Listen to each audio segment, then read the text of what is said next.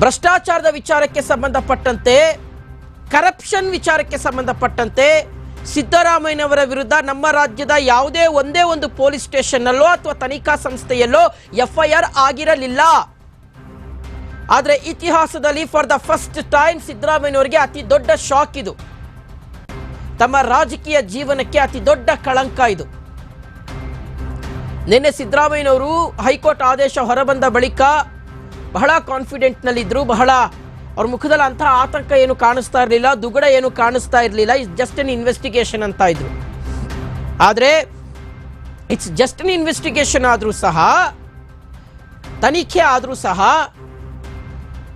ಈ ಒಂದು ಕಳಂಕವನ್ನ ಹೊತ್ತುಕೊಂಡು ಸಿದ್ದರಾಮಯ್ಯನವರು ಮುಂದಿನ ದಿನಗಳಲ್ಲಿ ಮುಖ್ಯಮಂತ್ರಿ ಅನ್ನುವ ಒಂದು ಪಟ್ಟದಲ್ಲಿ ಹೇಗೆ ಮುಂದುವರಿತಾರೆ, ನೈತಿಕತೆ ಅನ್ನುವ ಪ್ರಶ್ನೆ ದೊಡ್ಡ ಮಟ್ಟದಲ್ಲಿ ಈಗ ಚರ್ಚೆಗೆ ಅವಕಾಶವನ್ನು ಮಾಡಿಕೊಡುತ್ತೆ.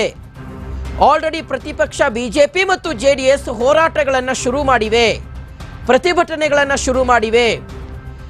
ನಾಳಿನ ದಿನ ಮುಖ್ಯಮಂತ್ರಿಗಳ ವಿರುದ್ಧ ದಾಖಲಾಗುವಂಥ FIR ಪ್ರತಿಗಳು ಎಲ್ಲ ಕಡೆ ಹರಿದಾಡುತ್ತೆ.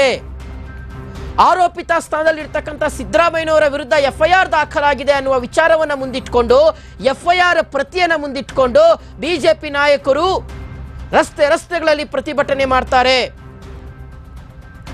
ಇಟ್ಸ್ ಜಸ್ಟ್ ಅನ್ ಇನ್ವೆಸ್ಟಿಗೇಷನ್, ತನಿಖೆ ಅಷ್ಟೇ. ತನಿಖೆಯ ವರದಿ ಬಂದ ನಂತರ ತಪ್ಪಿತಸ್ಥನಾದರೆ ನಾನು ನನ್ನ ಸ್ಥಾನಕ್ಕೆ ರಾಜೀನಾಮೆಯನ್ನು ಕೊಡ್ತೀನಿ ಅಂತ ಹೇಳುವಂಥ ಸಿದ್ದರಾಮಯ್ಯನವರು ಯಾವ ನೈತಿಕತೆಯ ಹಿನ್ನೆಲೆಯಲ್ಲಿ ಅವರು ಮುಖ್ಯಮಂತ್ರಿಗಳ ಹುದ್ದೆಯಲ್ಲಿ ಮುಂದುವರಿತಾರೆ ಅನ್ನುವಂಥದ್ದು ಸದ್ಯ ಇರತಕ್ಕಂಥ ದೊಡ್ಡ ಪ್ರಶ್ನೆ.